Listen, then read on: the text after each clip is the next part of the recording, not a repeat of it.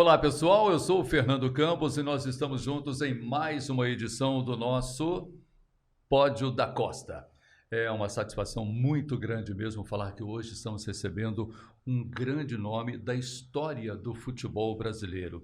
Aí você me pergunta, grande nome? E será que jogou no meu time? Eu posso adiantar os botafoguenses que estão comemorando títulos nessa temporada, que é um ex-atleta do Botafogo. Nós estamos recebendo hoje o ex-jogador de futebol Rubens Nicola Gagliardi Júnior, carinhosamente chamado de Rubens, chamado de Dom Nicola, né? Ele que atuou de 1974 a 1989 em clubes como Corinthians, já falei um deles, né? Corinthians, o Botafogo, como eu disse, jogou também no Olaria, atuou pelo Juventus e principalmente no futebol chileno, defendendo aquele que é o clube detentor da maior torcida daquele país. Eu me refiro ao Colo-Colo. Pois é.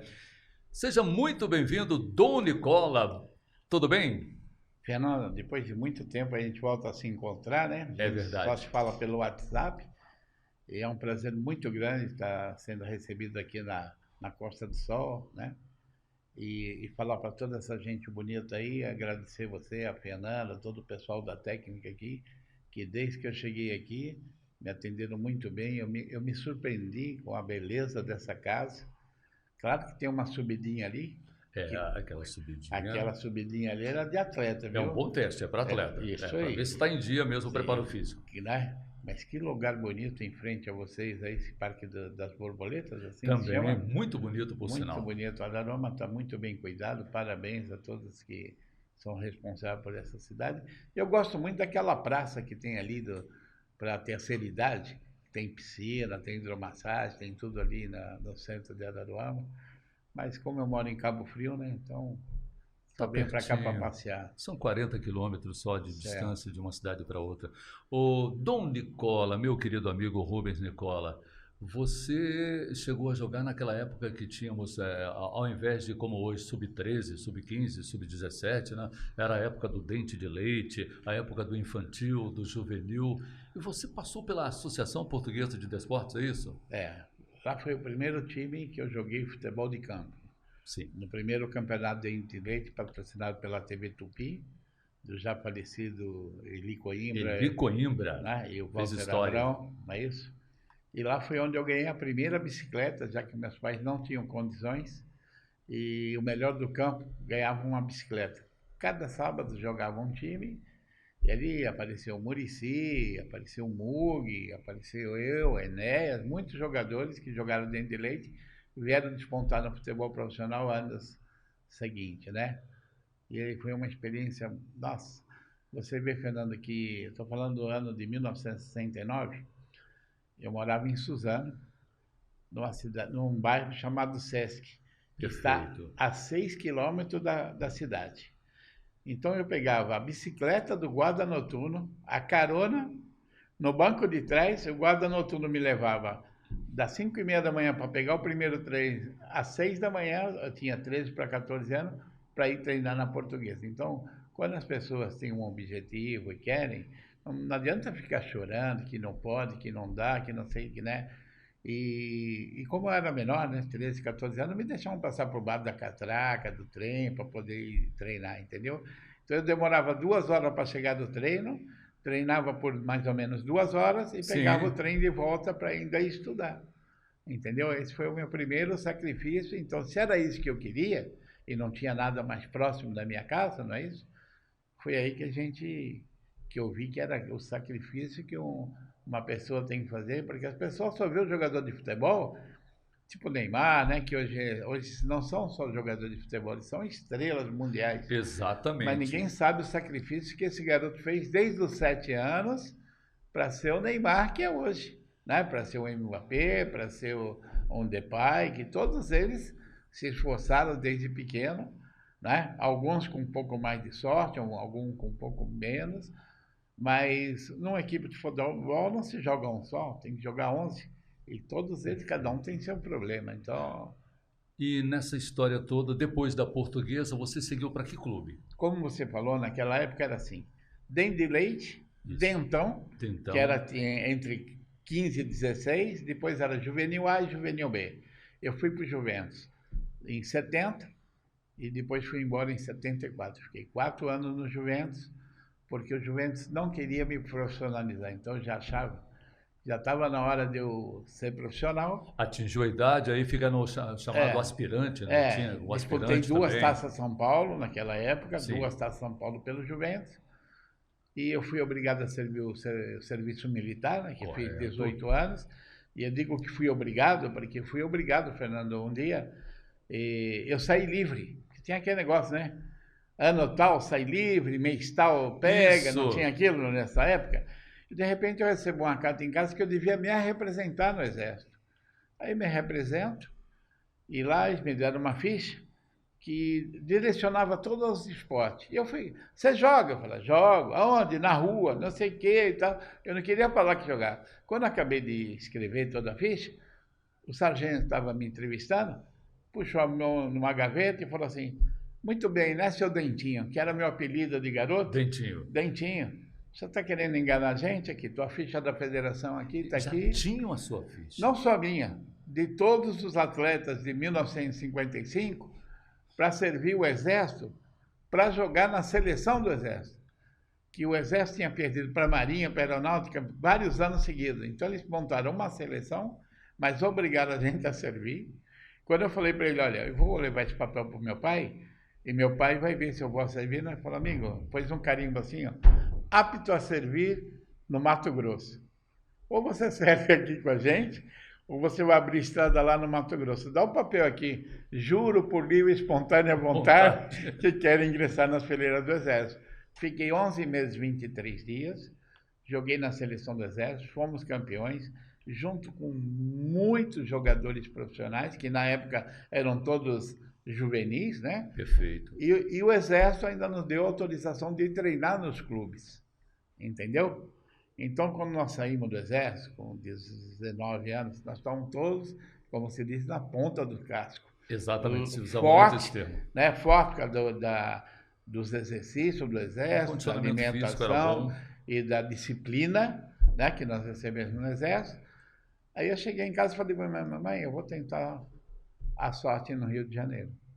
Foi quando eu parti para a sorte, e a sorte esteve do meu lado, graças a Deus, Fernando. E nessa sua passagem pelo Rio de Janeiro, qual foi o clube?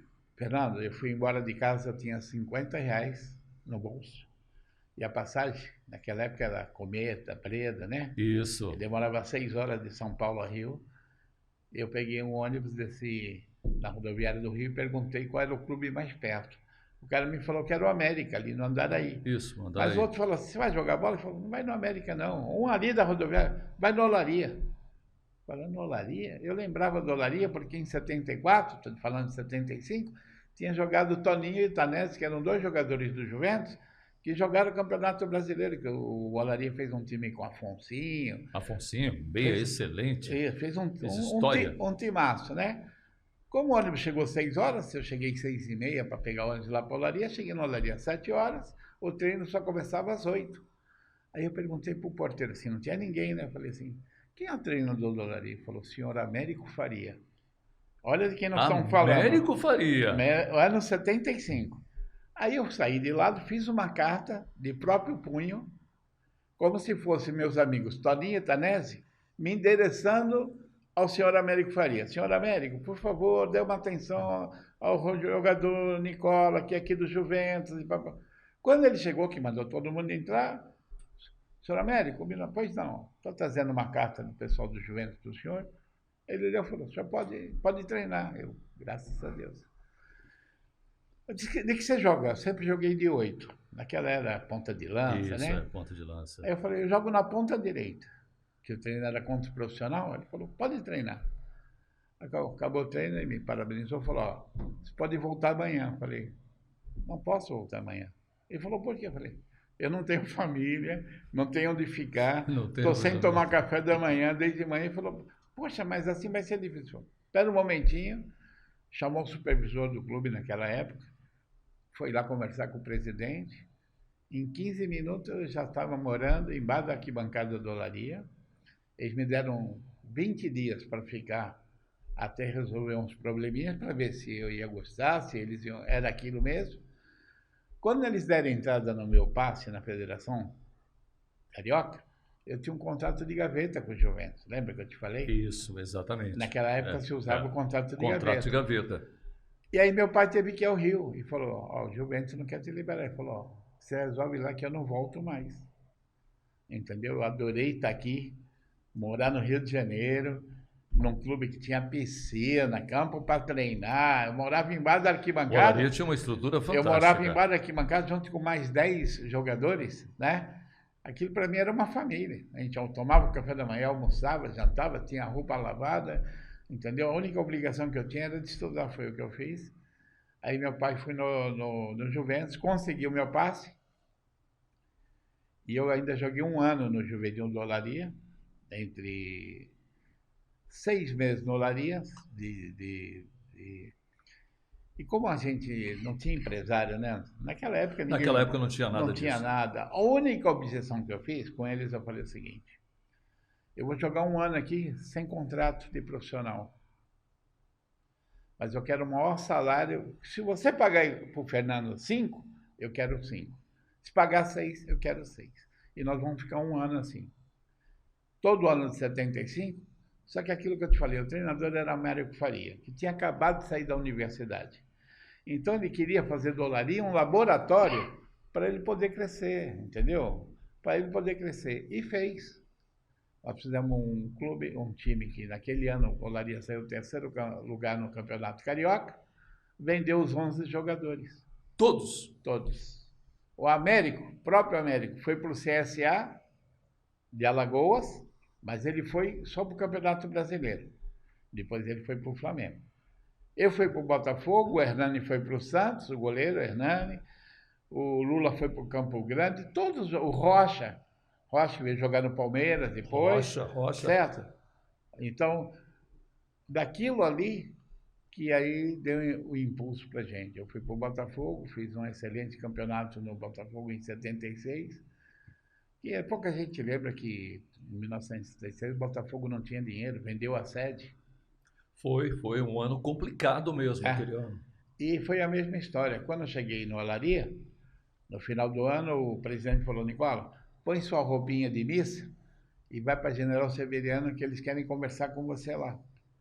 Eu falei, mas conversar o quê? Ele falou, vai lá que é um bom negócio para você.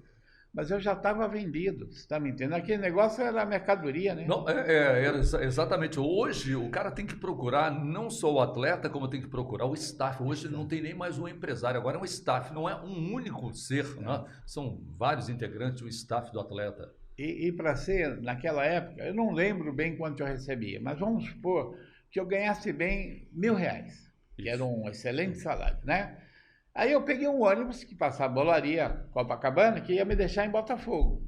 E no caminho eu ia pensando, vou chegar lá, vou pedir 2.000, vou ganhar o dobro, não sei o que lá. E fui com a minha melhor roupinha, certo?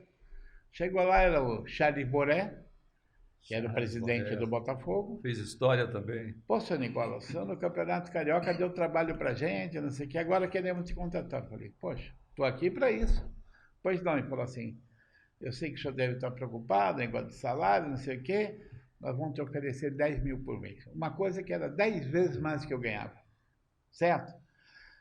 Aí eu respirei fundo e falou, a partir de segunda-feira o senhor já pode vir, o senhor já é jogador do Botafogo, pega a sua família e pode vir morar. Eu falei assim, presidente, não tenho família, eu moro embaixo da arquibancada do Olaria. Falou, você está brincando comigo? Eu falei, não, é verdade. Ele falou, então, a partir de hoje você vai morar lá no Hotel Sheraton. O Hotel Sheraton ficava lá em São Conrado. Em São Conrado. E como a gente está aqui é uma conversa, muita gente não entende da modernidade. O que nós passamos para chegar, né, a ser quem nós somos. Quando eu cheguei no Hotel Sheraton por primeira vez, era aquele elevador que você entrava no elevador e o elevador perguntava para você que andar você ia. Isso. Mas como eu estou falando para você de 48 anos atrás, para quem vinha da cidade de Suzano, né, passando pelo Rio de Janeiro, aquilo, então eu saía do elevador e voltava para ver quem é que estava conversando comigo, Fernando. Eu não tenho vergonha nenhuma de falar nisso. Eu imagino. Até que eu aprendi Então, como naquela época se jogava quarta, quinta, sábado e domingo, eu ficava pouco no hotel, né? Eu dormia pouco, porque o próprio Botafogo concentrava no Hotel Sheraton. E quando a gente jogava sábado à tarde, sempre tinha um evento no hotel, que os caras do evento do hotel me convidavam. Um casamento, um 15 anos. Então, e minha vida era essa. Quando eu não tinha o que fazer, a Kombi do hotel ia para o centro do Rio de Janeiro, eu pegava uma carona e ia passear com eles. Isso no Botafogo, mas aí surgiu o Corinthians na vida de Dom Nicola. Então, o Corinthians surge o seguinte. Campeonato Brasileiro, Botafogo e Corinthians no Morumbi. Gente, na época, Rubens Nicola. O Dom Nicola veio depois. O Dom Nicola é um nome fictício do meu comércio, não é exatamente. Isso? Não, e por causa da sua trajetória no futebol chileno. Isso aí. O Corinthians e Botafogo no Morumbi. E o Botafogo naquele dia, demos sorte, ganhamos 2-0, um gol meu. Eu ganhei o motorrádio. Você lembra? Eu me lembro da época do motorrádio que o pessoal fazia piada. O que você vai fazer com o seu motorrádio? Bom, a moto eu vou ficar para mim, o rádio vou dar para minha mãe. Era uma outra história. E meu pai, ele era o vendedor da Antártica dentro do Parque São Jorge. Olha como é que é a história. Olha. E na segunda-feira, meu pai chega todo feliz no Parque São Jorge, que conhecia todo mundo, na hora do almoço, feliz da vida. Aí o Matheus fala para ele assim, Matheus... Presidente Vicente Matheus. O senhor está feliz por quê? Ele falou, feliz? Estou mais que feliz. Aquele ponta direito que acabou com o jogo ontem é o meu filho. Aí o Matheus falou assim, e por que você não traz ele para cá? Ele falou, Matheus, não é assim, tem que ir lá, comprar um passe. Vamos lá agora. E meu pai falou, e além disso, a mãe dele chora todos os dias porque ele está lá no Rio e não está aqui com a gente. Aí o Matheus falou assim, então quando acabar o contrato dele, nós vamos lá buscar ele. E foram lá me buscar, Fernando, contra a minha vontade. Você estava bem no Botafogo, estava bem no Rio de Janeiro. Já adaptado. Adaptado na cidade. Já tinha comprado um buggy, já tinha uma prancha de surf em cima do meu buggy. Já era quase carioca. Já era um menino do Rio. Pronto. Né? Eu já era um menino do Rio. Só, o que aconteceu? Foi o primeiro ano dos troca-trocas. Vamos recordar aqui? Que a primeira troca o Botafogo mandou o Disseu para o Fluminense, o Disseu Disseuzinho, jogava muito. Certo. Bola de ouro na Copa de 74. E em 76 ele foi trocado para o Fluminense. O Fluminense, em troca, mandou para a gente no Botafogo o Wendel, goleiraço, Miranda, na seleção brasileira. Lateral direito. Miranda. Manfrini. Atacante que surgiu na Ponte Preta. E Mário Sérgio. Olha as feras que o Botafogo pegou.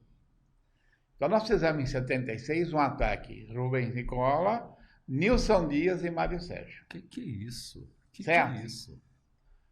Só que o Botafogo é aquela história que eu te contei. Não pagava. A cada 3 meses pagava, né? Os jogadores fingiam que jogavam. Como o pessoal dizia na época, o mês tinha 90 dias. 90 dias. Para muitos clubes do futebol brasileiro. Paulo Amaral me adorava, que era o meu treinador, me adorava. Dizia que eu ia ser o novo Dirceu, só que pelo lado direito. Como eu te falei, eu jogava de meia direita, mas eu fui de ponta e fazia as funções de formiguinha. Acabou o campeonato, Paulo Amaral falou, ó, vai de férias, na volta tá tudo certo. Só que o Botafogo fez outra troca. Mandou o Marinho, o Bruxa, o Marinho Chagas, lateral esquerda da seleção brasileira. Pernambucano. E trouxe de uma tacada só Rodrigues Neto, ex-Flamengo, Paulo César Caju, meu Deus, e Búfalo Gil.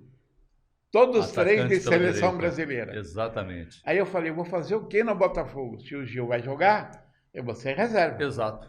Aí eu tinha 20 anos e falei, eu não quero ser reserva, eu quero jogar. Coisa da juventude.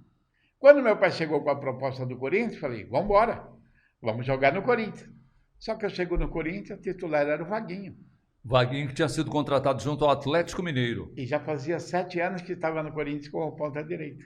Certo? Exatamente. Então, quando eu cheguei no Corinthians, aquele timaço do Corinthians, de Tobias, Zé Maria... Zé Maria, lateral direito. Moisés, que jogou... Zé Maria, ele foi contratado junto à Portuguesa. Ele surgiu na Portuguesa, Zé Maria.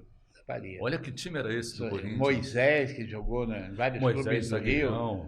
Meu Eu sou padrinho de casamento dele, o Vladimir, Lateral esquerdo. Aí tinha o Russo, Beijinho, né? O Russo que saiu do Madureira para jogar no Corinthians. Isso. Né? Também tinha Givanildo, que pouca gente lembra, que jogou na seleção. Pernambucano, que como treinador, virou o treinador que mais promoveu equipes, né? Da segunda divisão para a primeira. Aí nós tínhamos, no meio de campo, Basílio. Ex-portuguesa, jogava muito. Você me permite, Fernando? Vou te dar o time titular, né? Tobias, Zé Maria, Moisés, Ademir e Vladimir. Olha. Russo, Basílio, Paria. Vaguinho, Geradão e Romeu. Agora eu vou te dar o time em reserva e você vai falar, não é possível. Jairo. Goleiraço. Jairo, ex-Curitiba. Isso. Curitiba. Belino era um rapaz que tinha vindo junto com o do Sport de Recife. Darcy e Zé Eduardo. O Zé Eduardo jogou em vários clubes. O Zé Eduardo, depois ele foi titular. Se eu não me engano, jogou na seleção brasileira. O Zé Eduardo jogava muito, zagueiro, jogava muito. Lateral esquerdo, Cláudio Mineiro. Jogou no Internacional, no Atlético Mineiro. Fez história. O volante, Givanildo. O número 8 era o Luciano, que era o Coalhada, que depois virou aquele popular. O número 10 era o Adãozinho.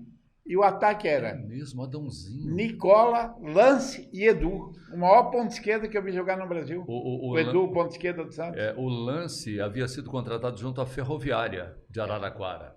Lance. Olha, esse era o time reserva do Corinthians, que seria titular em qualquer outra equipe. Você está me entendendo? Olha então, que história. Eu joguei 7 partidas. Eu não estou aqui para me vangloriar. Eu joguei 7 partidas. Mas eu tive partida que para mim foi inesquecível, por exemplo. Primeira Libertadores do Corinthians, que o Corinthians foi vice-campeão em 76, jogou a primeira Libertadores em 77. Esse ano vocês jogaram contra um time equatoriano chamado Deportivo Cuenca. Cuenca. E por causa desse Deportivo eu não viajei. Porque o Brandão pediu para cortar a barba e eu virei para ele, com todo respeito, há 40 anos atrás, e falei assim... Para conhecer um mundo de índio, eu não preciso cortar barba. E não viajei. E na volta ele me levou jogar para o Internacional. Elias Figueroa, perdemos 1-0 com o gol do Dario.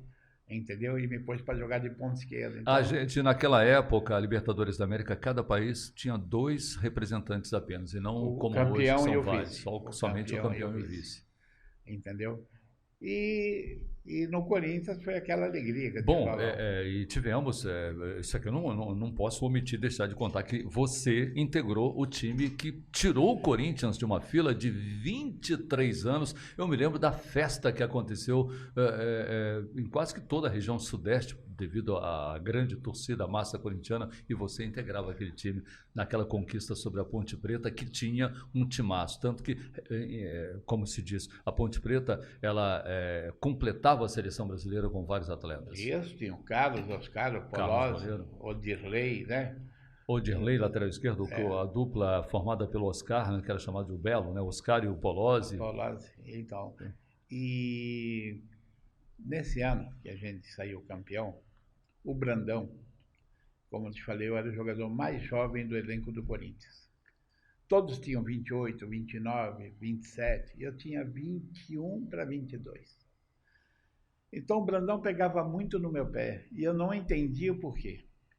Eu estudava no Colégio São Judas Tadeu, na Moca, e quando eu chegava em casa, o Brandão estava sentado com a minha mãe conversando, me esperando chegar do colégio. Mas eu falava, da minha cabeça, por que isso? Eu não bebia, eu não usava droga, eu não gostava da noite, entendeu?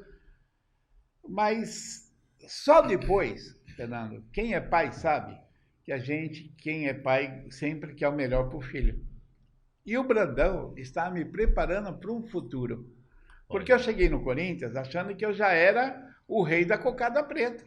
Não é isso? Exatamente. E eu não tinha toda essa bagagem que precisava para jogar com a camisa do Corinthians. Eu precisava amargar umas reservas para depois e desfrutar como fez. Vaguinho ficou 8 anos, Zé Maria ficou 20 anos, né? Então era um jogador que estava me preparando. Só que quando acabou o campeonato, que nós saímos campeões, naquela noite, não teve volta olímpica. Não sei se você lembra, a torcida invadiu o estádio. Exatamente. E o Corinthians a torcida tomou conta do estádio. Não deu volta olímpica. Então, no dia seguinte, a gente vai para o estádio do Corinthians para tirar foto de campeão, todo mundo, e eu falo para o Brandão, Brandão, eu quero ir embora. Ele fala, você está louco, rapaz? Agora que vai começar o brasileiro que você vai jogar, que eu vou dar folga para os titulares? Me surpreendi com essa sua observação. E eu virei para ele e falei, eu quero ir embora. Ele falou assim, eu vou lá na sua casa conversar com a sua mãe, mas se você quer ir embora, eu vou deixar você ir embora. Eu falei, eu quero ir embora porque eu quero jogar, Brandão. Ele falou, mas aqui você vai jogar, vai entrar, vai sair, vai jogar de 7, vai jogar de 11, vai jogar de 8, mas você vai jogar. Não, eu fiquei muito tempo naquela coisa de jovem, sabe, Fernando? Aquele ímpeto. E sabe o que aconteceu? O Brandão me vendeu pro Ceará. E eu fui jogar no Ceará, Fernando. Olha. Era onde eu queria jogar, certo? O Ceará era 5 vezes campeão cearense, exatamente. E tinha recebido a vaga para jogar o Brasileiro de 79. Só que aí nós já saímos do Corinthians e vamos para o Ceará, não é isso? O Corinthians já terminou sua história. O Ceará era o seguinte, ótimo salário, pagava tudo em dia, bonito, só que não tínhamos estrutura. Estou te falando do ano 79. Isso naquele ano. Você está me entendendo, Fernando? Então tinha aquela divisão, quem era do Nordeste, quem era do Norte, com os jogadores que eram do Sul. Ah, tinha isso. Dentro de campo, fora do campo, não se reunia, não tinha aquele churrasco junto, não tinha aquela ida da praia junto. E eu fui morar com um garoto, pedi que ele viesse morar comigo, eu já tinha alugado um apartamento. Beto, um lateral direito que foi do Botafogo, que ele é de Coatis. Se estiver nos escutando lá, o pessoal mandou um abração pro Beto. Sul do estado do Rio de Janeiro, gente, Isso. Coatis. E aí Beto, já que nós estamos aqui, vamos voltar a estudar, vamos fazer um pré-universitário. No final do ano a gente presta vestibular. Tinha tempo para tudo isso.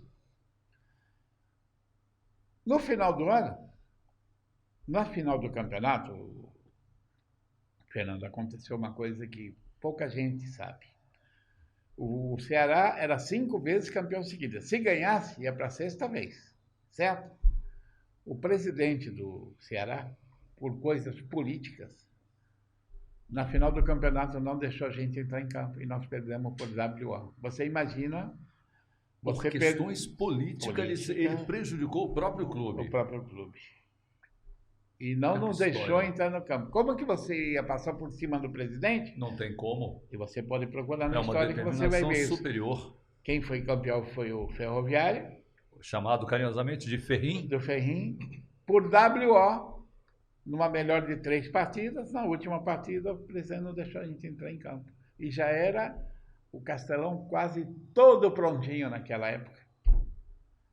Aí veio um treinador chamado Daltro Menezes. Se eu não me engano, era gaúcho. Gaúcho. E o supervisor do Ceará era um jogador chamado Dilmas Figueira, um lateral esquerdo, que foi lateral do Botafogo e ficou muitos anos, foi treinador, supervisor do Ceará. E eu tinha comprado, naquela época você sabe, o jogador queria carro novo, né? Isso. E o carro da moda era a Brasília, 79, cor de verde garrafa. Só não era uma Brasília amarela, mas não, era uma verde garrafa. E tinha aquelas rodas todas incrementadas, né? E todo dia o Dalto falava assim para o supervisor, de quem que é esse carro aí? Do Nicola. Eu quero esse carro, eu quero esse carro. Aí um dia eu cheguei para o Dimas, falei, Dimas, faz o seguinte, dá meu carro pro Dalto e me dá o passe. Até então, Fernando, só o Afonsinho tinha recebido o passe livre no Brasil. E ele ganhou na justiça.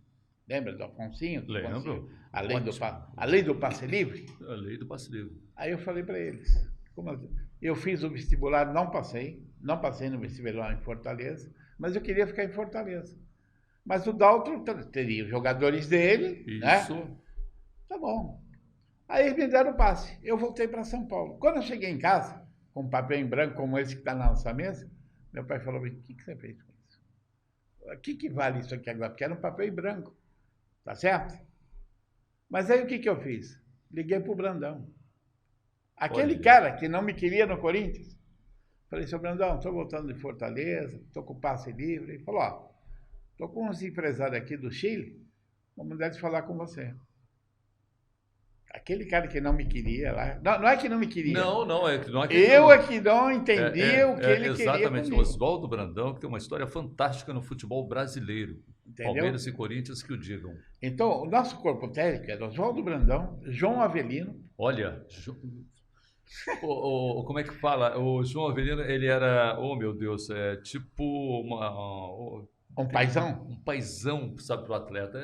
Portuguesa, sabe? Fez um trabalho na Portuguesa. Então, o professor Teixeira, que trabalhou em São Paulo, na seleção brasileira, preparador físico, e o professor Teixeira falava assim para mim, Fernando, no Corinthians, que o brasileiro, quando vai viajar, todos estão aqui, tem seu carro.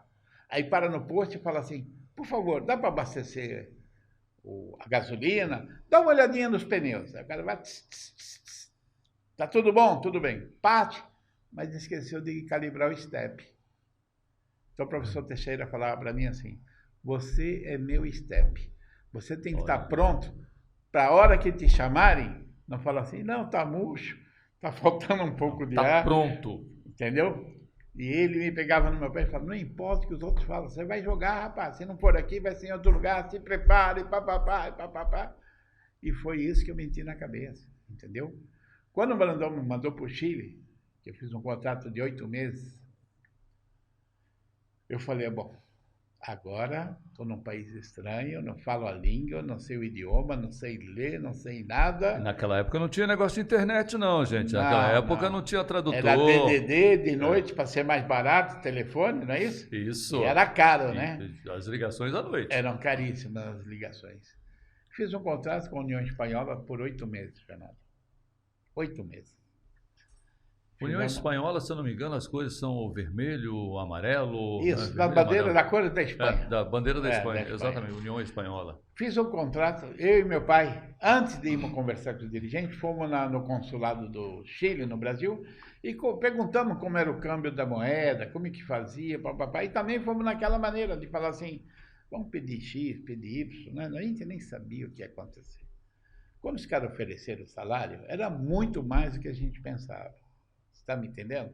Como o passe era meu, eles não tinham que gastar com ninguém, eles gastaram comigo. Então eles falaram assim na época, Fernando, nós vamos te dar 16 mil dólares de luva e vamos deixar 8 mil dólares aqui com o seu pai. 8 mil dólares. Se você não gostar, você pode vir embora.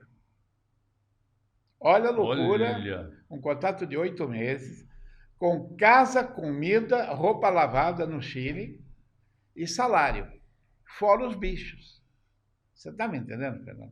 Naquela época tinha o bicho também. E por que eles fizeram isso? Porque eles falaram que quem tinha me indicado não errava, que era o Brandão. Oswaldo Brandão. Então eles me levaram sem me conhecer. Então quando eu cheguei no hotel, que o cara me deixou no hotel, foi embora para me pegar no outro dia, eu ia jantar. Desci para jantar, Fernando, peguei o cardápio. Tudo em espanhol. Como é que foi essa experiência? Não jantei, subi e fui dormir. No outro dia que o rapaz que me levou foi no hotel me buscar e que o cara falou para ele, o garoto não jantou porque não sabia que... Aí, pelo amor de Deus, esqueci que você não falava espanhol, que não sei o que, me desculpe. Aí começou. Aí me explicaram tudo direitinho, e aí você parece um índio falando, nem querer comer isso. Centoia. Querer comer centoia. Centoia, que era o mais caro, né? Então, e o Chile foi uma aventura de 8 meses, maravilhosa. Fiquei 8 meses e o meu treinador e meu empresário falaram assim, que agora já parecia empresário, né? Já tinha. Não vá passar o Natal em casa, que nós vamos para a União Católica, Universidade Católica. Exatamente. E vamos te levar, que já era um degrau mais acima da União Espanhola. Sim, sim. E aquela coisa de brasileiro, não, estou com saudade, vou passar o Natal em casa, né? Isso, sempre tem. E minha família já tinha ido ao Chile, tinha adorado, tinha gostado de onde eu estava e tal, e aí eu fui passar o Natal, não fui contado pela Universidade Católica. Mas eu estava em casa já depois de 3 meses que eu tinha vindo do Chile, toco o telefone, era o Everton, da cidade de Vinha del Mar. Onde tem uma praia chamada Larrinhaca. Isso, a Praia dos Ricos. Larrinhaca. Isso. E aí eu fui jogar numa cidade que quem me pagava era o dono do cassino. Isso. Chile tinha um cassino ali em Vinha del Mar, O que estádio lá do Everton é Sausalito? Sausalito, onde o Brasil jogou a Copa, fez as eliminatórias para a Copa do Mundo de 62. E os chilenos adoram brasileiro, né, Fernando? Impressionante. Apesar que eles acham que todos os brasileiros são negros, né? Mas aí depois você aprende a comer o abacate salgado, né? Que lá se come o abacate salgado. Exatamente. Aí você tem os costumes, né? Aí fiquei 1 ano no Everton.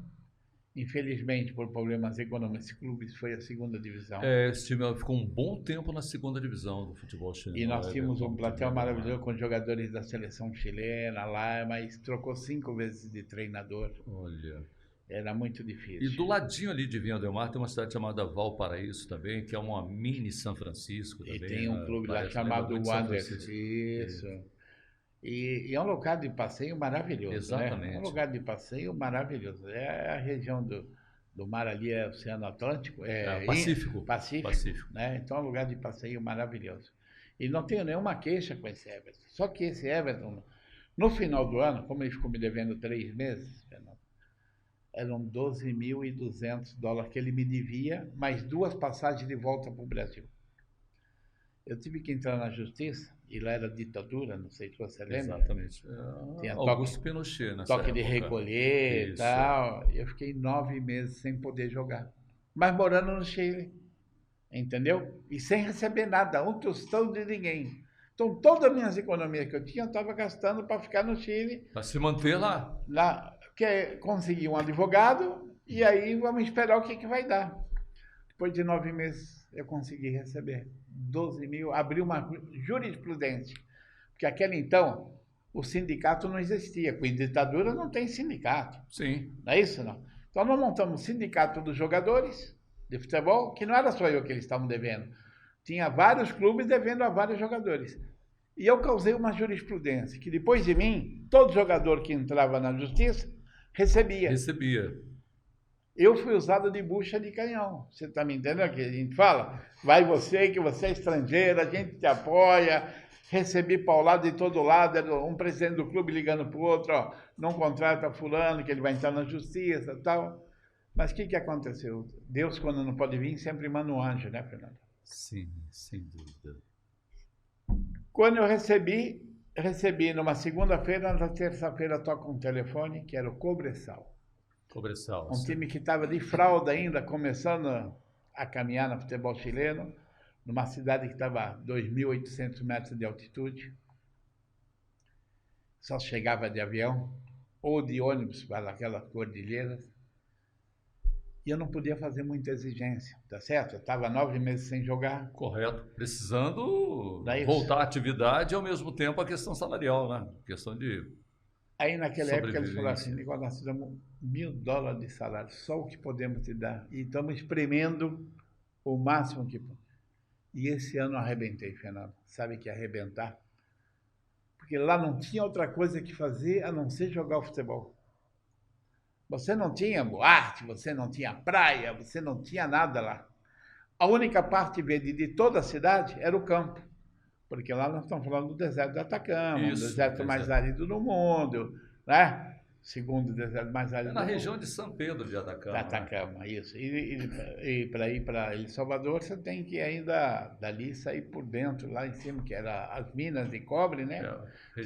Tinha o Cobreloa, que era o time rico, e tinha o Cobressal, que era um time... O Cobreloa de Calama, time todo laranja. Isso. E esse time de Cobressal estava começando, também pertencia à empresa de cobre, quem nos pagava era a empresa de cobre, e lá tinham 3 clubes. Os dos obreiros, que são os caras que trabalhavam na mina, perfeito, os dos supervisores e os dos gerentes. Só os jogadores de futebol é que podiam frequentar os 3 clubes.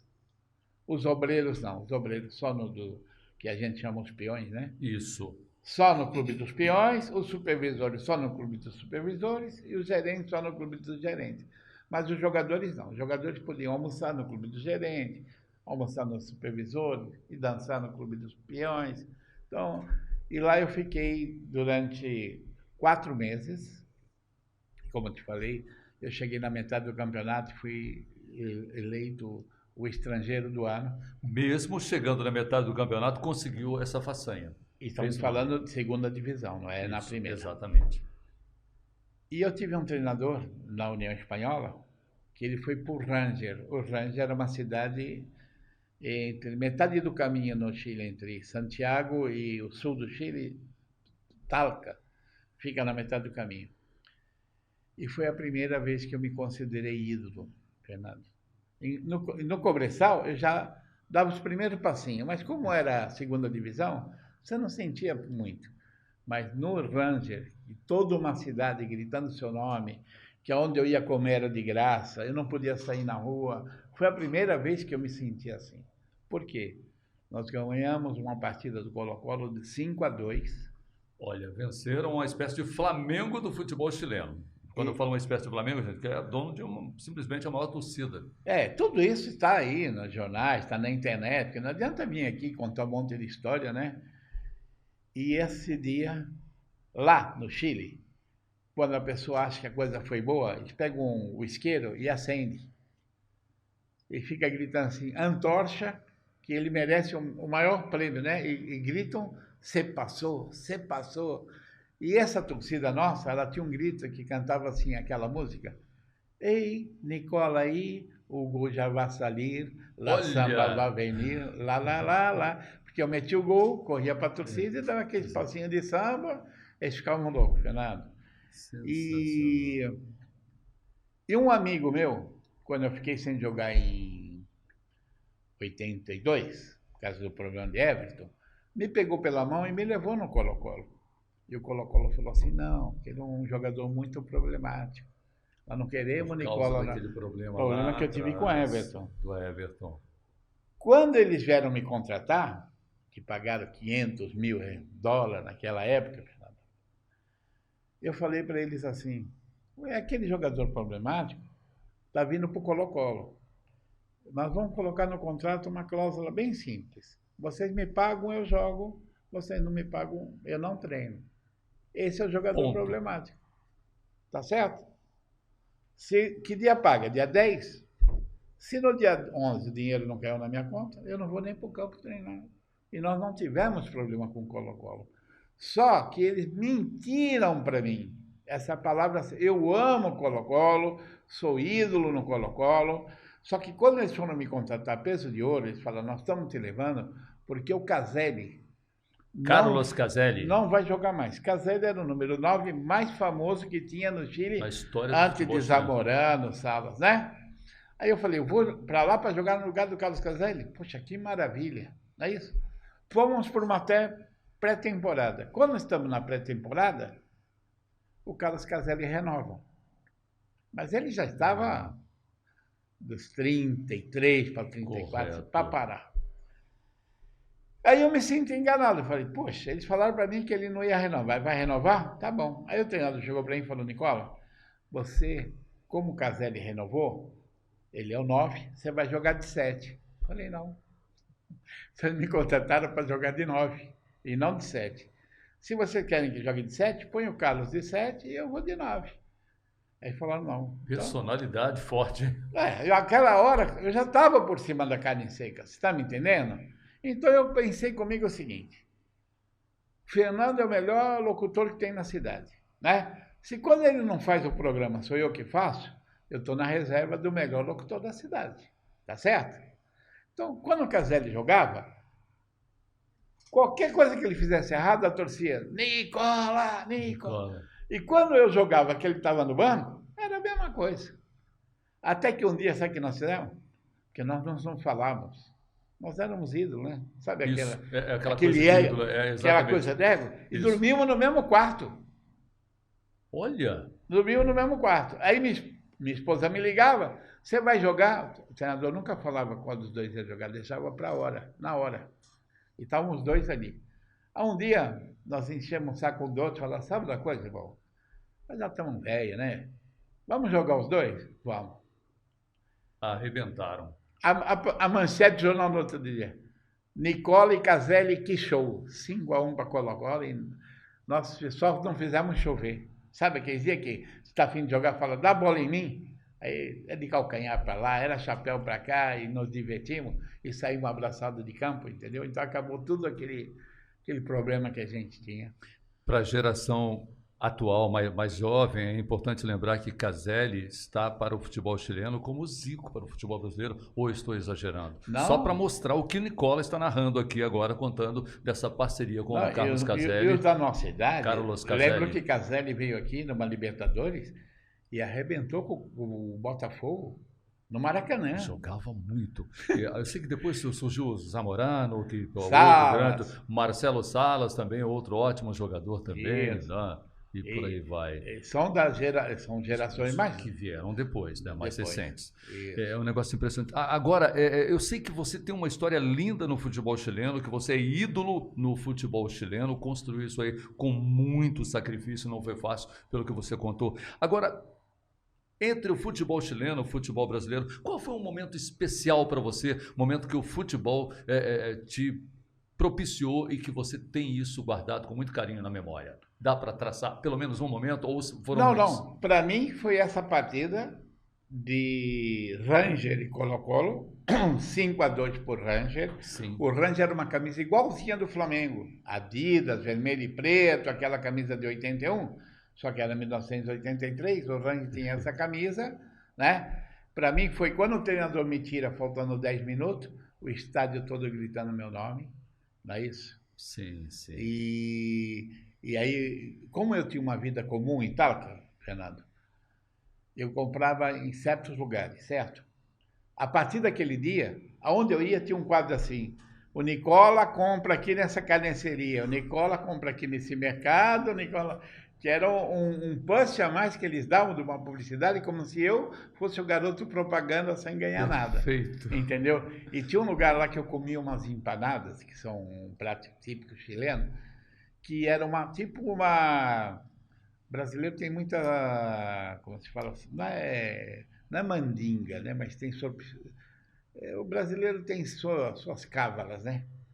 Assim, ou entra no estádio com o pé direito, outro se bem se simpatia, né? São aquela simpatias. coisa de simpatia. E eu achava superstição. Que antes do jogo, se eu não comesse a empanada naquele lugar, eu não fazia gol.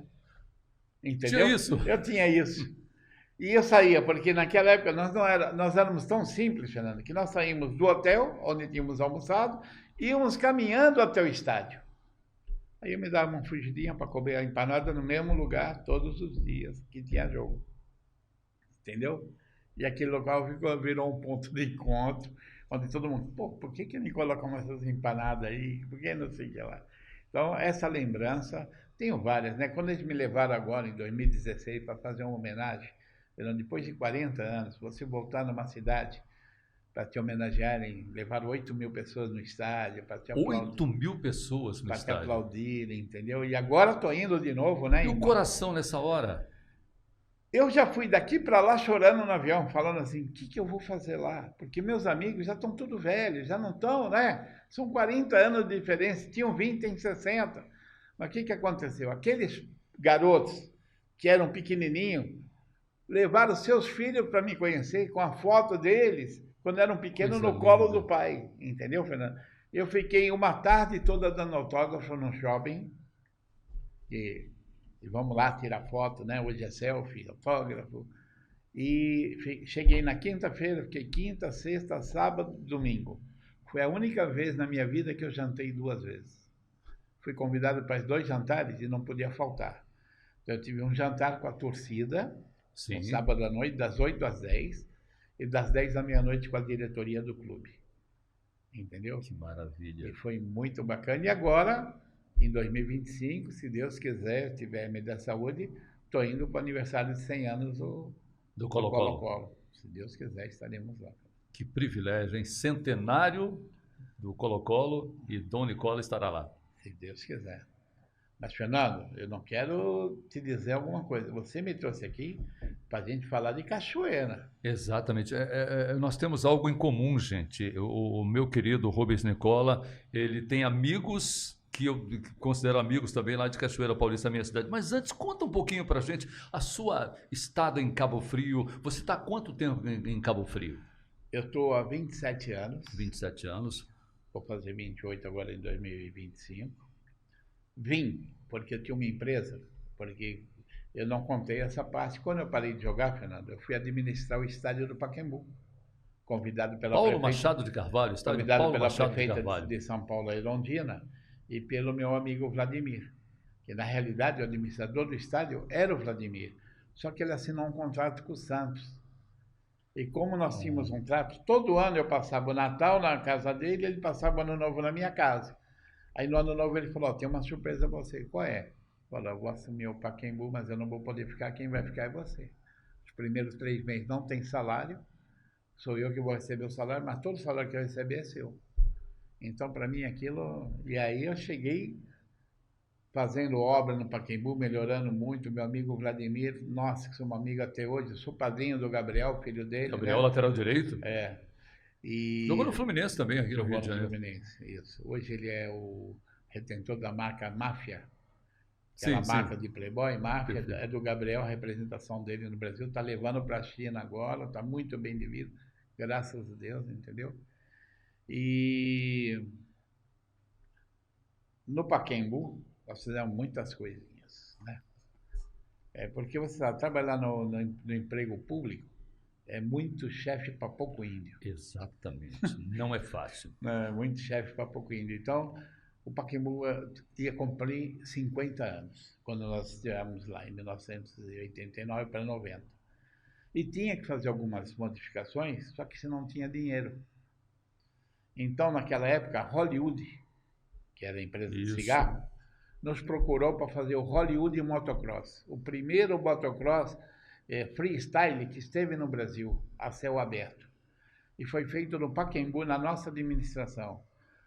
Nós também participamos da primeira volta da Fórmula 1 para São Paulo, que veio o Bernie Eccleston conversar com a gente. Eu falo com a gente, que o secretário de esporte naquela época era o Juarez Soares. Juarez Soares, Mas grande China, de Lorena. A nossa secretaria, Saudoso. Que era a secretaria do Pacaembu, entendeu? Isso. Então, o Bernie Eccleston, abrindo aquela coisa que vão trazer Interlagos, se a prefeitura não tinha dinheiro, reuniu todos os donos de hotéis de São Paulo para ajudarem, que era muito interessante, né? Trazer depois de 20 anos que tinha saído, estava no Rio de Janeiro, e nós conseguimos levar para São Paulo um evento que até hoje ainda está lá, e um evento que deixa muito dinheiro, né, na capital. Sem dúvida. Mas acho que eu fugi da E sua aí, pergunta. você veio para Cabo Frio nessa história toda.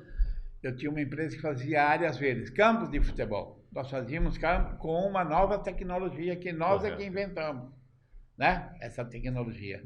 Aí a CBF me contratou, a minha empresa, para fazer o Correão. O estádio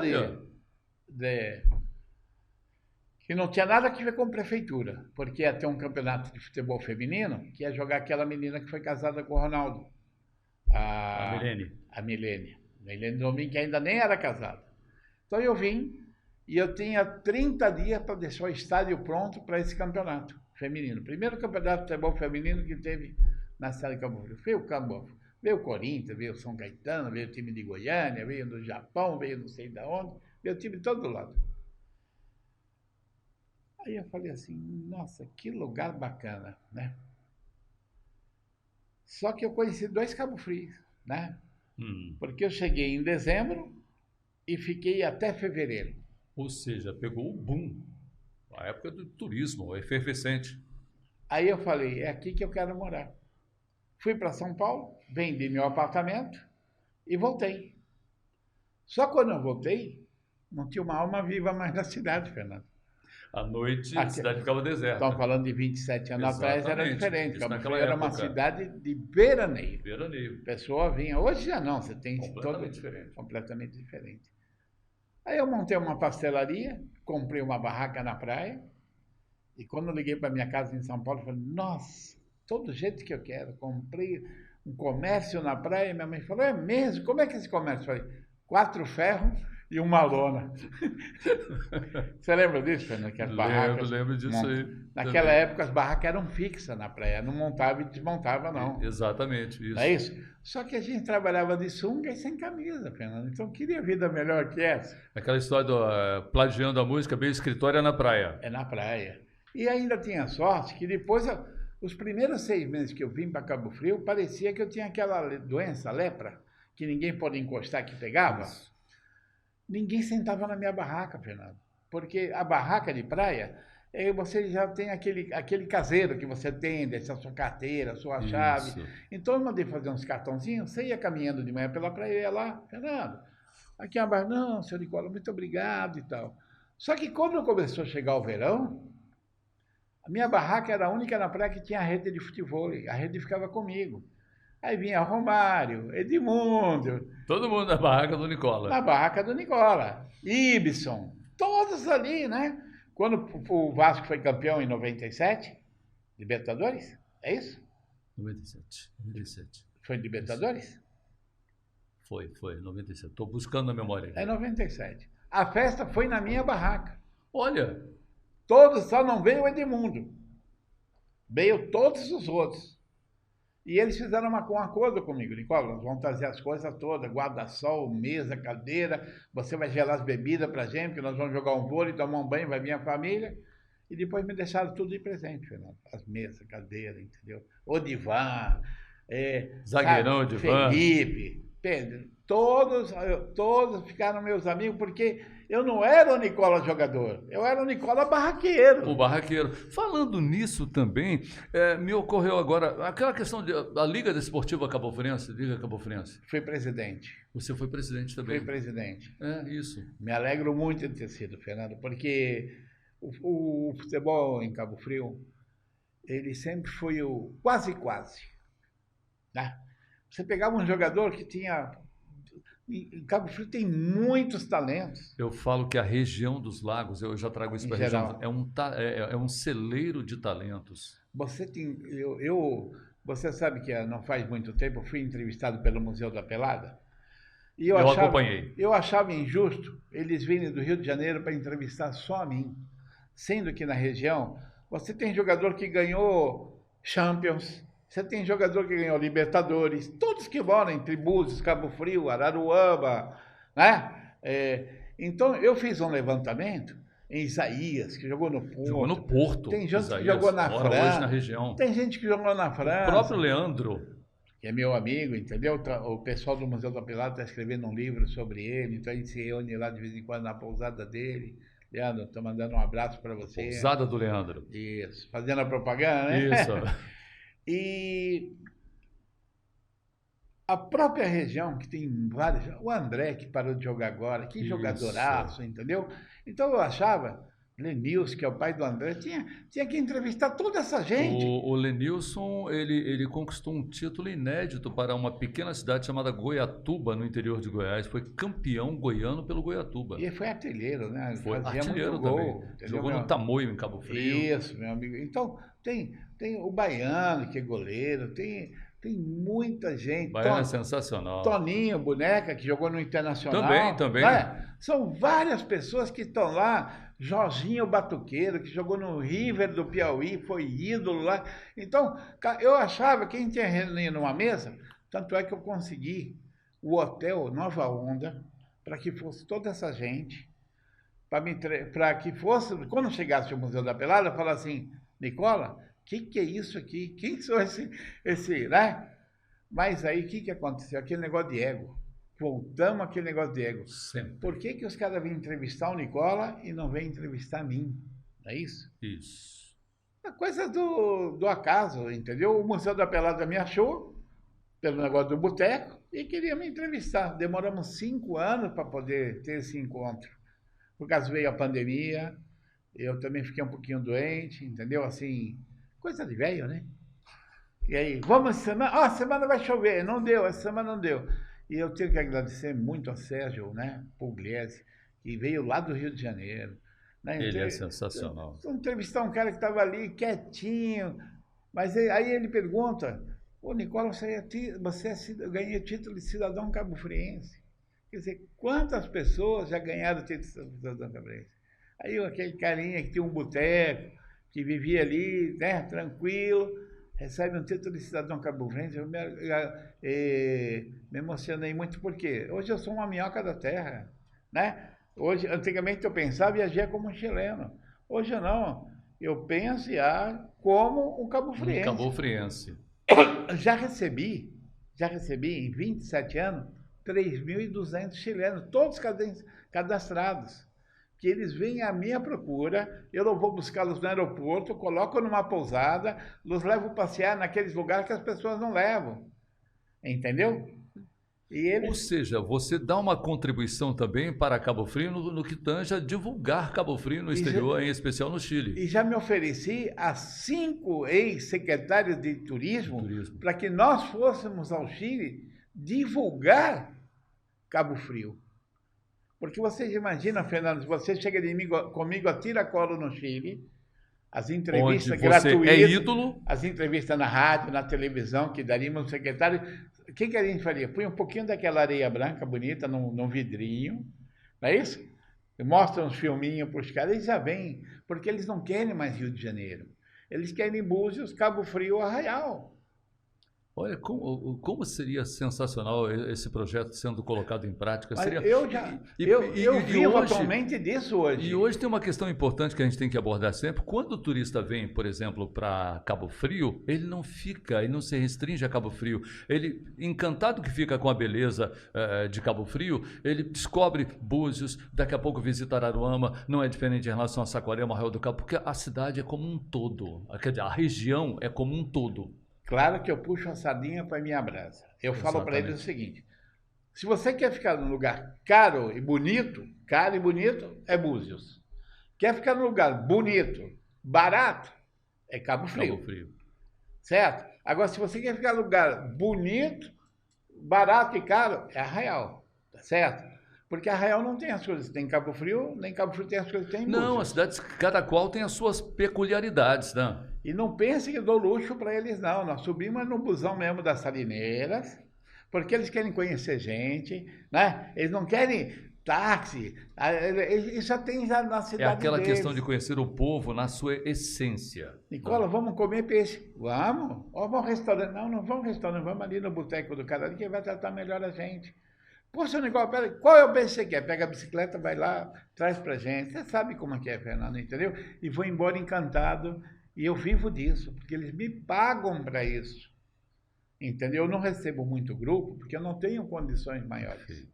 Eu recebo grupos pequenos, mas em abril está chegando 25 ex-jogadores numa equipe chamada Quinteiro Unido. Quinteiro Unido. Que nós vamos fazer 3 amistosos. Em Cabo Frio, com os velhinhos, um em Búzios e um em Arraial. E capaz que conseguimos fazer um em São Paulo. Eles vão ficar 10 dias aqui. Tudo pago por eles, entendeu? Olha. Eles vão pagar as passagens, vão pagar a hospedagem, nós já arrumamos uma casa para eles com piscina em Cabo Frio, para fazer nossos assadinhos. Só vem homem acima de 40 anos que já jogaram futebol, tudo ex-profissionais. Perfeito. Que eles estão... Porque agora está virando moda os legendas, né? Isso. Aqueles jogadores tal, que ainda estão em condições de jogar. E eu só sou uma ferramenta, Fernando, entendeu? E uma ferramenta espetacular, tenho certeza absoluta Tem gente disso. que eu nunca vi na vida, que está indicado por um outro chileno que já esteve aqui, porque eu vou buscá-los no aeroporto, num transfer, e no caminho lá, quando eles estão no Chile falando comigo, eu falo, você quer ficar onde? Na pousada, no hotel, na beira da praia, longe da praia, com piscina. Porque Cabo Frio tem todos os gostos e para todos os bolsos. Não é isso? Só que um dia na semana o churrasco é na minha casa. Dos dias que eles ficam, que normalmente eles ficam de 1 a 10 dias. Perfeito. Não dá para ficar mais que é casa, né, Fernando? Não é barato. Não é. Aí um dia o churrasco é na minha casa. No meu condomínio, levo eles para lá e aí ficamos à vontade, sem camisa. Sabe como é que é, né? Voltando também a falar um pouquinho da sua trajetória, você vai receber uma homenagem. Você está para receber uma homenagem agora em Suzano, né? Isso. Suzano. Certo. Será dia 20 de dezembro? Dia 20. A cidade, dia 20 agora. Ela fez 100 anos em 2019. Mas por causa da pandemia, essa festa foi adiada. Perfeito. Então agora eles conseguiram 100 personalidades da cidade que divulgaram Suzano durante esses 100, do esporte, da cultura, dos mais diferentes segmentos. Isso aí. Eu vou ver gente, Fernando, que faz mais de 50 anos que eu não vejo. Olha que privilégio. Você está me entendendo? Eu já A gente tem um contato, tem um grupo lá do pessoal e todos que eu podia convidar, eu convidei, porque é uma festa com convite, entendeu? O teatro cabe 360 pessoas só, então são 100 homenageados. E é bacana porque o organizador disso se chama Oscar Oliveira. Então, como ele chama Oscar, o troféu é igualzinho a um Oscar. Um Oscar. Né? E esse rapaz é um rapaz tão inteligente que ele fez o seguinte, foi ele que inventou o chip na bola. Levou para a Siemens falou que não, como ele não tinha patenteado, a Siemens foi e patenteou e colocou o chip na bola. Agora ele está lançando com a Federação Paulista, não sei se já para esse próximo campeonato, o pega-barreira. A partir de um certo momento, não vai ter mais a contagem de passo. Vai ser... Tudo é digital hoje, né? Isso, tudo digital. O cara vai apertar o botãozinho, vai estar 9,15 m, Fernando. O cara só vai lá e passa o spray. Sensacional. Você está me entendendo? Ele é o inventor disso, já conversou com o Mauro Silva, que é um dos diretores da Federação Paulista. Mauro Silva, o custo disso não é barato, mas também não era barato o VAR, também não era barato o spray. E tudo se tornou possível. Isso. E esse é um dos próximos lançamentos desse Oscar. Já que estamos falando de novidades no futebol, etc., trazendo para um mundo mais atual do futebol, como é que o ex-atleta, hoje, o desportista consagrado, Rubens Nicola, vê a seleção brasileira? Não vamos citar nomes, eu não estou falando do treinador A, B ou C, etc. e tal, mas por que a seleção brasileira não ganha mais absolutamente nada? Como é que você vê isso? Eu, Nicola, acho que não dá tempo para o treinador trabalhar. Você vê o seguinte, a Alemanha veio aqui e enfiou 7 na gente, exatamente, 2014. Mas eles tinham perdido lá para nós em 2000 que nós ganhamos deles lá e ganhamos o Mundial na Alemanha, não foi? Da Alemanha, o último que o Brasil ganhou em 2022, não é isso? O último título brasileiro 2002, em cima da Alemanha. Da Alemanha. De lá para cá, goleiro Oliver Kahn. Eles se prepararam com aquele treinador, ficaram 3 Copas com o mesmo treinador, perderam, ganharam, perderam, até chegar a ganhar a de 2014. Entendeu? Então eles prepararam toda uma geração para falar assim, pô, nós somos um jogador que marque o Neymar, né? Que não sei se era o Neymar. Então nós vamos procurar alguém que seja isso. E quando chegaram aqui, não fizeram mais porque não quiseram. Concorda? Pura verdade. Agora, falar que o nosso jogador é ruim é mentira. Nossos jogadores estão entre os melhores do mundo. Agora, nós também, o futebol se joga com a sorte. Nós estamos 1-0 contra a Croácia para ir para a final da Copa do Mundo e tem um engraçadinho de um brasileiro que quer fazer gol, sendo que ele é meio campista. É naquele jogo, o próprio Neymar lamentou, né? Naquela oportunidade. Não, mas nós estamos vindo assim desde o Felipe Melo com Dunga. Você lembra? Nós jogávamos contra a Holanda. Estamos ganhando. Felipe Melo vai expulso e a coisa dá volta. Até aí estava 1-0 para a gente, papapá, né? E o Dunga, que era um excelente treinador, por mais que a gente critique, faça o que queira. Perfeito. Se nós passássemos pela Holanda, estávamos na final da Copa do Mundo, já tínhamos ganho. Com o Dunga nós ganhamos tudo, Copa América, e foi bem nas eliminatórias, com distância dos outros. Sai Dunga, entra o outro.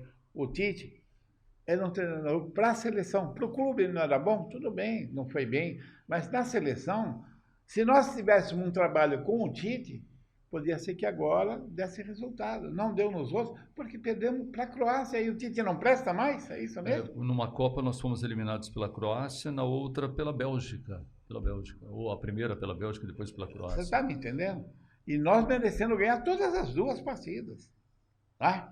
Agora, jogador, você levanta uma taça, parece um jogador. Né? Olha quem nós formamos. Hendrick é mau jogador? Tá na reserva do Real Madrid. Pô, mas tá na reserva do maior time do mundo. Mas olha o elenco riquíssimo que tem o Real Madrid, né? E o garoto só tem 18 anos, nós achamos que ele tem 24. Ele vai. A gente vê o Estevão, que está deixando o Palmeiras no meio do próximo ano agora, para jogar no Chelsea da Inglaterra, que joga muito, por sinal. E vai jogar contra o Chelsea no Mundial, né? No Mundial. Porque ele ainda pertence ao Palmeiras.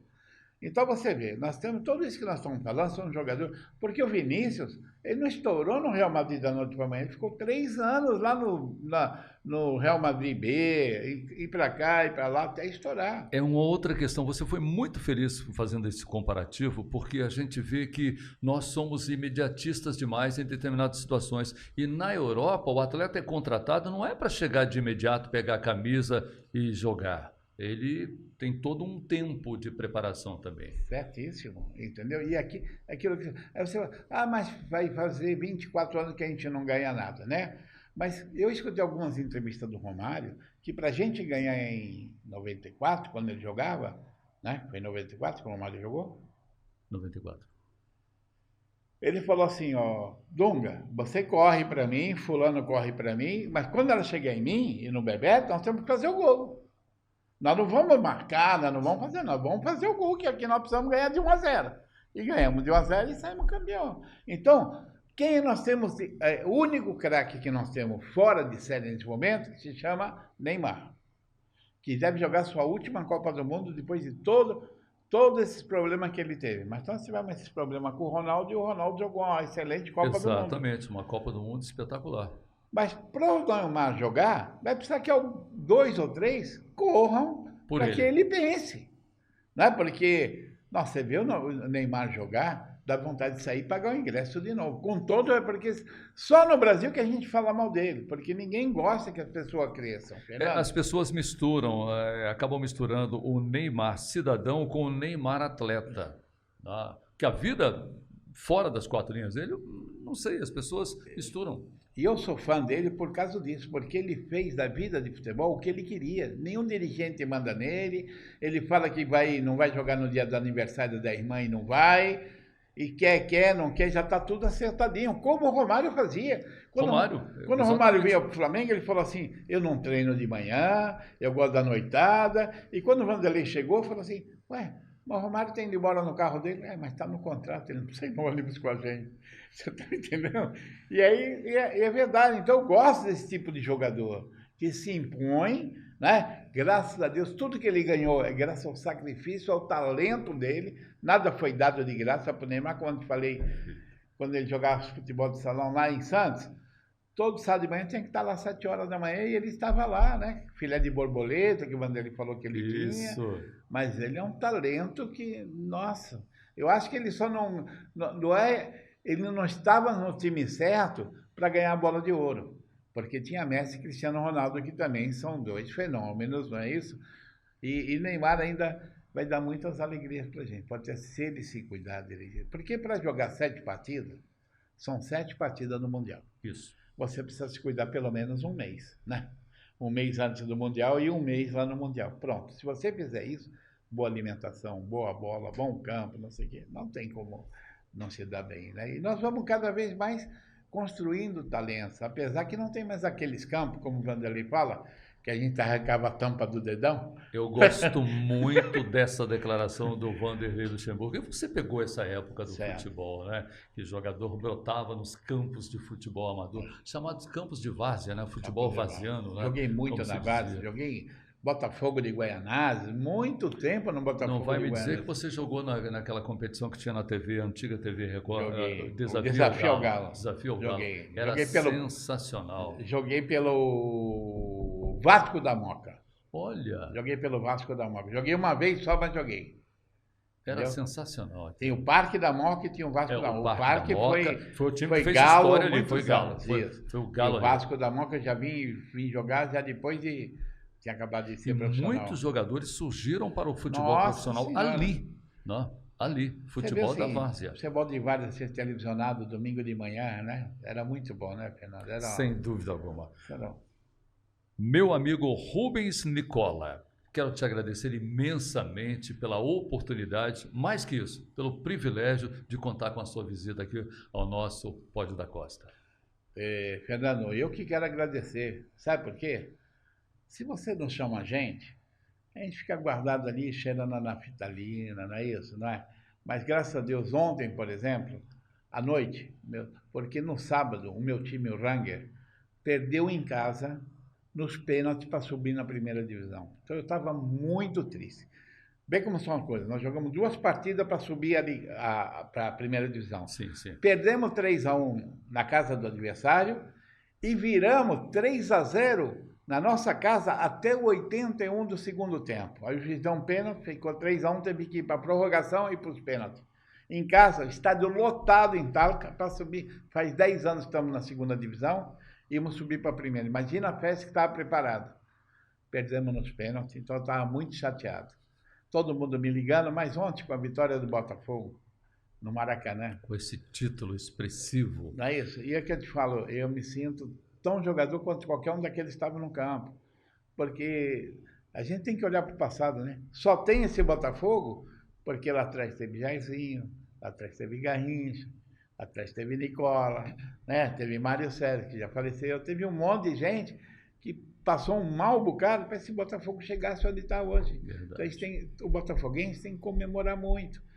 Porque o Jorge Jesus falou uma coisa, vai ser muito difícil que alguém ganhe o Brasileiro e ganhe a Libertadores na mesma semana. Nós fomos lá e fizemos isso. E olha, Botafogo, para derrubar esse Botafogo não vai ser fácil não, hein? Não, então, mas agora... A construção que está sendo feita... Você vê também, agora vai vir os grandes clubes e vão levar nossos grandes jogadores, mesmo que o John, porque ele é um comerciante. Exatamente. Se alguém oferecer... É um investidor. É um investidor do futebol. Tá certo? Não, e ele vai vir, né? E ele não tem só lucro, ele tem prejuízo também, não é isso? Agora, se ele fosse embora amanhã do Botafogo, nós estaríamos felizes, porque ele tem missão cumprida com a gente. Ah, não tenha dúvida. Ele falou que vinha para... Como é que é? Não sei se posso falar, posso? Para dar um pé na bunda dos flamenguistas. A palavra dele. Me lembro disso aí também. Não é isso ou não? E ele deu muito bem dado. Não que eu não tenha nada. Não existe só o Flamengo no Rio. Você vê que nos últimos 3 anos, ganhou o Flamengo, ganhou o Fluminense, ganhou o Botafogo. E se Deus quiser, a qualquer momento pode ser o Vasco. Você está me entendendo? Ou pode ser o time que esteja crescendo, que esteja em investimento. Porque se ganhar sempre o mesmo, vai acontecer como a Fórmula 1.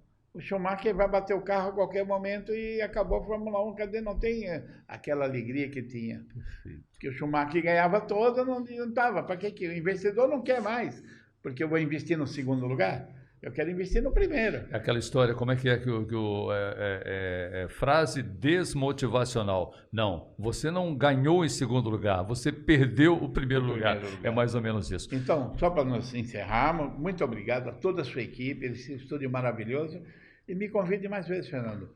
Certamente. Tá, muito obrigado. Certamente. Tá bom? Quero deixar um beijo aqui para a dona Adelaide, que é minha esposa, que me atura. Dona Adelaide, muito obrigado anos. Por assinar o atestado liberatório. Me atura há 20 anos. Muito obrigado, tá, Fernando? Muito obrigado mesmo. Nós é que agradecemos. E a você também, meu muito obrigado pela oportunidade, pela companhia. E, olha, fique ligado nas redes sociais para acompanhar os próximos episódios. Um abraço e até sempre.